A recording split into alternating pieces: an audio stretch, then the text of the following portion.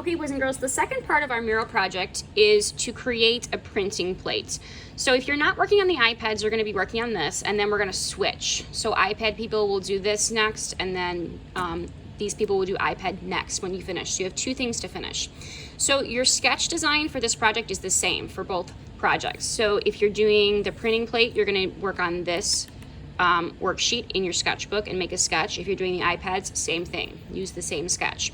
So remember, we're focusing on Laquina, and she's an artist who makes murals with positive messages, and she uses a lot of pattern, bright colors, and sometimes she uses a lot of radial design. That means her design is in the middle and the patterns center around the positive message.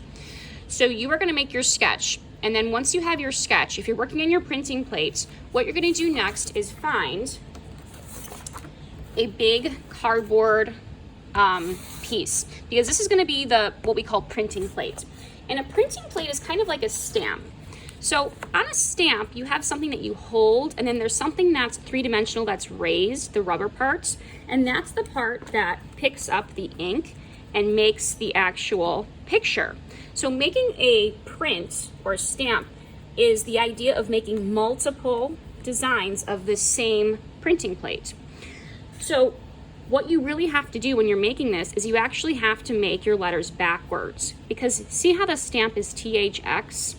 When you press this in the ink and you press it down, if you notice, actually it's backwards, it's XHT, because when you make a stamp, you have to flip your design, put it in the ink, and then press it down. So for this printing plate, all your letters have to be backwards and in the opposite direction. So that's going to be the biggest challenge. So what you're going to do to make your printing plate is take your same phrase, and you're going to be cutting out some letters from these foam sheets. And the foam is three-dimensional. So when we stick it on here with glue, it's going to be a little bit raised, kind of like this stamp, so that we can put ink on it and print it. So what you're going to do is start with your first letter. So mine is B for Be Creative. And there are some examples in these books and worksheets to help you draw some shape letters if you're not sure how to draw different shape letters. But you cannot make your B like this, because this is just a line letter. It has to be a shape letter, because you're going to have to cut this out. So this is not correct, this is correct. So what I'm going to do first on my printing plate is just kind of plan out where I want everything to go. So I want radial design, so I want my phrase to be kind of in the middle here, and I want the B to be on top, creative next, every day. So that's how I kind of want my sketch to be. So I make sure it's radial. Then I can put some shape designs on the outside. So remember, this has to be backwards. So I'm going to try my best to look at B and sketch it backwards. And if this is kind of tricky for you, you can put your E the correct way, but just remember to glue it opposite way. Then creative is going to start here. So I'm just going to do my letters like this, but I have to remember that I have to flip them when I glue them.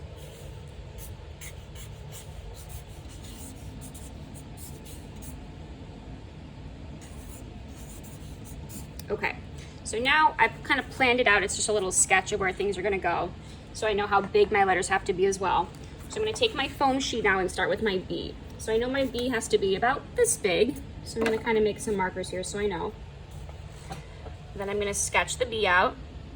And an easy way to make a shape letter is to start with a line letter, and you can actually just outline it around the line letter that you made. So it's kind of like making a skeleton and then giving it some muscles on the bones. So I have my B here, and then this is what I will cut out. I cut out the whole shape, so I can kind of shade it in so I know this is the entire space I have to cut out. Now, using your scissors, cut your first letter out. Go slow and careful, because every edge that you cut out is going to show up on your print. And the ink will pick up every little mark that you make. Okay. Now, if you have some inside parts, what you have to do is cut those out. This might be kind of tricky, especially if your letter is smaller. You can try and flip it, make a little cut in it, and then take your scissors and go through the cut. But if you're having too much trouble, ask me to help you because I have some special tools that can go inside those little holes. Don't try and cut this if you're having trouble, because I don't want you to cut yourself. So now I'm going to cut out this next part here carefully as best as I can.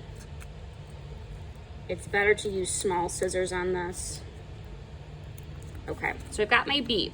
Now, if you remember, when I glue this down with my glue bottle, I have to make sure I don't glue the bee like this. It has to be flipped, so it's going to be just like this. So I'm going to take my glue bottle, put the glue on the back here, and then glue this down.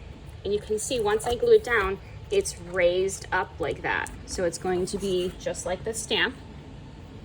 Now, when you finish all of your letters, then you're not going to make your print yet. We're going to talk about the background. If you want to add some shape details using your foam to cut out to make patterns in the background, you can, but you don't have to do all of the shape details because we're going to print this and then we're going to draw on the print. So start with just your letters, do some simple patterns on the outside if you want, and then come see me and then we'll talk about how to print these.